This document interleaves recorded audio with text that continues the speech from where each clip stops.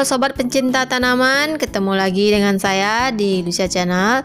Terima kasih bagi sobat yang telah kembali menonton channel saya ini. Sobat, video kali ini saya akan mereview repotting begonia. Ini adalah begonia flowera atau biasa disebut dengan silverat jumbo. Begonia ini saya beli di dekat rumah saja, memang dapatnya sudah seperti ini dengan kondisi yang sudah remaja dan berdaun jumbo serta berbunga seperti ini bentuk bunganya ya sobat. Sangat cantik ya sobat.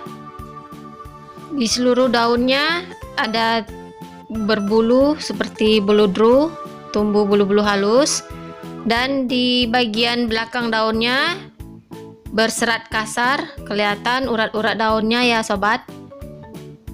Daunnya lumayan tebal dan sangat lebar. Daunnya selebar telapak tangan saya ini, bisa sobat lihat. Ini masih kondisi remaja serta telah memiliki anakan. Nanti besarnya sangat cantik ya sobat, apalagi kalau begonia ini rimbun. Mari sobat kita repotting. Sebelumnya gunakan selalu insektisida dan fungisida, jangan sampai lupa ya sobat, supaya begonia kita tidak diserang semut maupun cacing serta tidak berjamur media tanamnya. Begonia banyak dijumpai dari hutan dataran rendah sampai hutan subpegunungan. Jenis tumbuhan ini dikenal oleh masyarakat dengan sebutan begonia. Flora ini termasuk tumbuhan semak dan biasanya menyukai habitat yang lembab. Tumbuhan begonia mudah dikenali, yaitu dari bentuk daun yang asimetris, sehingga jika dilipat tidak akan sama ukurannya. Begonia di kawasan TNGC atau Taman Nasional Gunung Ciremai berbentuk menjari dengan ujung daun meruncing, batang berwarna kemerahan. Bagi kalangan pendaki gunung, begonia sangat terkenal karena dapat dimanfaatkan sebagai bahan makanan. Biasanya digunakan oleh survivor atau orang yang sedang mempertahankan diri dari keadaan yang buruk di hutan, seperti tersesat dan kehabisan makanan. Bagian begonia yang dimakan yaitu batangnya, dengan cara mengupas kulit batang terlebih dahulu dengan hati-hati supaya tidak kotor. Kemudian apabila sudah dikupas boleh dimakan. Rasa dari batang begonia ini sendiri terasa sangat asam dan banyak mengandung air. Selain itu, begonia juga bermanfaat untuk tanaman hias dan juga sebagai tanaman obat. Khasiat tumbuhan ini yakni untuk mengobati bisul, obat pusing, demam, dan penghilang dahak. Bagian yang digunakan yaitu daun dan batang. Bagi masyarakat Sunda zaman dahulu, begonia juga biasa digunakan untuk pengganti bumbu asam dalam membuat sayuran. Sobat, demikian informasi yang saya baca.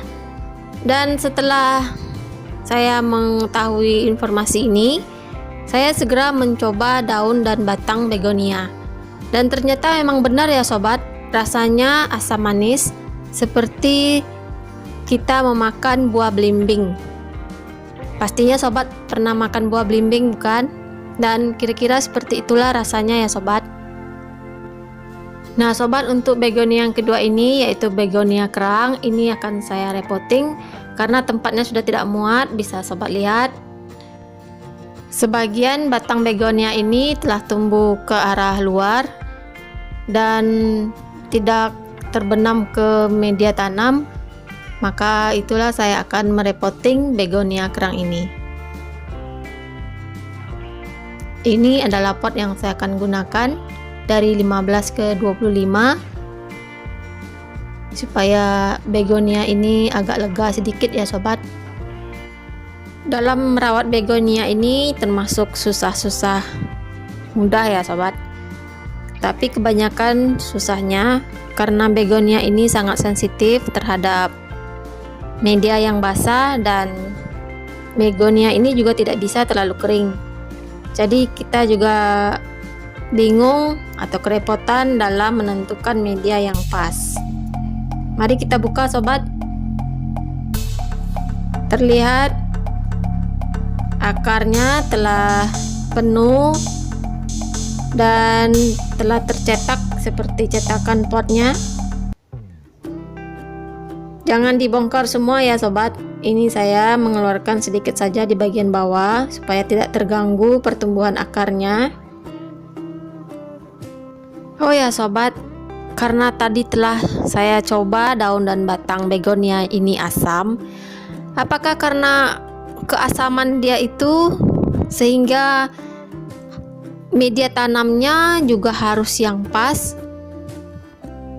Karena keasaman batang dan daunnya itu, apakah itu penyebab media tanamnya tidak boleh basah? Nah, bagi sobat-sobat yang lain yang mengetahui bagaimana logikanya, boleh berikan komentar di kolom komentar supaya kita sama-sama belajar. Sehingga misteri perawatan begonia ini bisa kita pecahkan bersama. Begonia ini sempat sangat viral di akhir tahun dan awal tahun. Tapi karena kebanyakan sobat-sobat kita mendapatkan masalah akibat pengiriman yang lama, sehingga tanaman begonia ini kebanyakan mati sampai di rumah. Karena rata-rata pengiriman tanaman ini sekitar 2 sampai 5 hari. Nah, disitulah masalahnya sobat. Kebanyakan sobat kita yang membeli begonia ini menjadi kecewa akibat begonia yang tiba itu dalam keadaan busuk, lonyot, dan sampai tidak berbekas sama sekali karena saking lonyotnya telah bersatu dengan media tanam yang dikirimkan. Akibatnya sobat-sobat kita banyak yang mundur dan tidak menjadi penggemar begonia lagi karena mereka kecewa. Padahal begonia ini sangat cantik ya sobat. Sangat banyak sekali varian-variannya dengan motif-motif daunnya yang unik dan cantik. Nah, telah selesai sobat repottingnya. Saya rasa cocok begonia ini menggunakan pot putih dengan warnanya yang gelap. Setelah ini akan dilakukan penyiraman. Saya gunakan campuran B1 seperti biasa untuk awal-awal. Dan untuk selanjutnya bisa digunakan semprotan atau larutan B1 ini 2 minggu sekali saja. Untuk penyiraman begonia ini jangan terlalu sering ya sobat, karena begonia ini tidak tahan dengan media yang basah. Saya rasa mungkin ada misteri yang terhubung antara keasaman batang daun dengan pH media tanam. Bagi sobat yang mengetahuinya bisa bantu sharing ilmu biar kita bisa sama-sama belajar. Oke sobat, sekian dulu video kali ini. Semoga bisa bermanfaat bagi sobat dan bisa menghibur sobat. Dan jangan lupa sobat bahagiakan hari-harinya dengan tanaman. Sampai jumpa di video berikutnya yang pastinya akan lebih seru dengan informasi yang lebih menarik. Bye sobat.